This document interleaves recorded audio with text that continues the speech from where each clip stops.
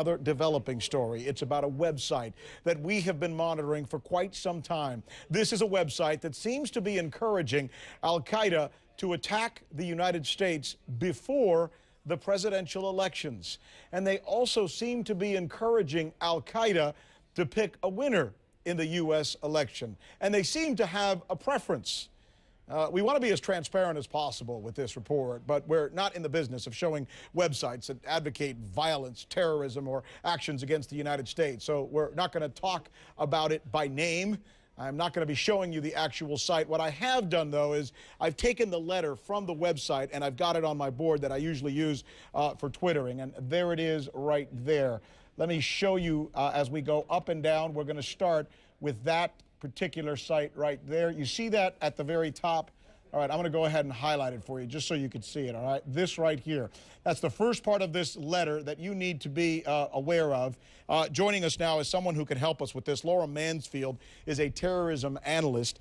She literally is known for knowing all of these websites, which ones are credible, which ones aren't. She follows them, monitors them, and knows what's written on them. Laura, are you there?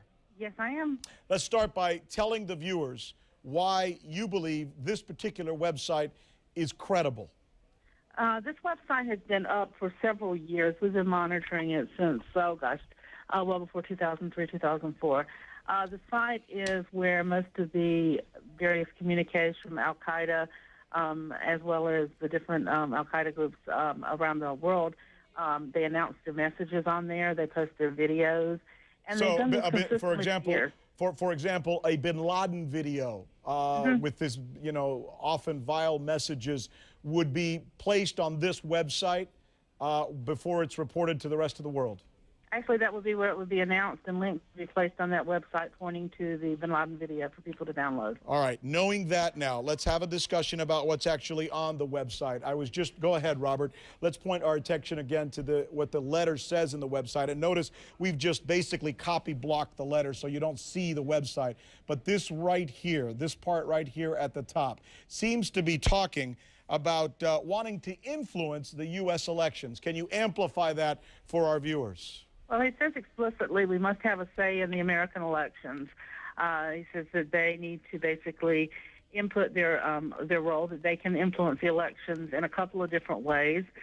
One of the things it does discuss later on in the letter is possibly an attack before the elections or shortly after the elections. So it's a little bit frightening in that it's actually calling for actions and expressing the opinions of Al-Qaeda supporters. Now, one thing, this is not a letter from Al-Qaeda per se. It's not, it's not an Al-Qaeda communique. It's a message from a supporter of Al-Qaeda who's expressing his personal opinion. But we do give it some credibility because this guy's been around posting on these forums for a while. He's not what we call a fly-by-night poster. Sometimes people will go on there, post things, and then disappear. And those things we don't pay a lot of attention to because they could be anybody posting. Yeah, no, we understand, and that's the only reason. We're using your guidance. We're using the guidance of some of our people here at the international desk, and we're talking to some of the people who handle some of these stories coming from that part of the world, and that's the reason that we are reporting this. Let's go to the last graph now.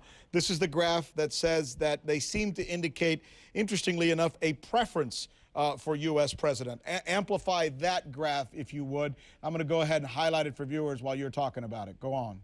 Well, they're basically saying that their preference would be for McCain. Now, this is interesting, for McCain to win the election because they believe he would carry on the policies of the Bush administration, and that would allow them to drain the resources of the United States, which is what one of their expressed goals is to, they feel like they brought down the Soviet Union by draining its resources, partially in the war in Afghanistan, and they would like to do the same to the U.S. It's almost like they're saying they believe or they intimate in this letter that John McCain would be the more aggressive of the candidates, and they seem to be enticed by the idea of more aggressive actions toward the United States and from the United States, correct? Exactly. That's exactly what they're saying. They believe he will continue the policies. He'll continue fighting against Al-Qaeda rather than perhaps engaging in negotiations with them. And they or want backing down. and they want the fight. Interesting.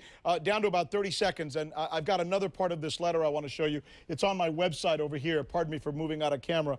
And you can only see the letter. Again, we're not showing you the website, but that last paragraph talks about a last blow at President Bush, correct? Yes, it says they would like to make a final attack or stab at President Bush before he leaves office, to just kind of, get one more attack in at him. All right. Well, hey, Laura Mansfield, thank you so much for taking us through this.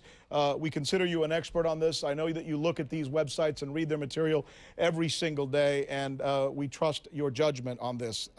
Bob Baer is probably one of the finest analysts when it comes to this information. He's a best-selling author. He's former CIA. He was one of the people who'd been warning for the last several decades the U.S. government that it needed to pay attention to al-Qaeda. Unfortunately, his warnings went unheeded. He is going to be joining us in a little while to talk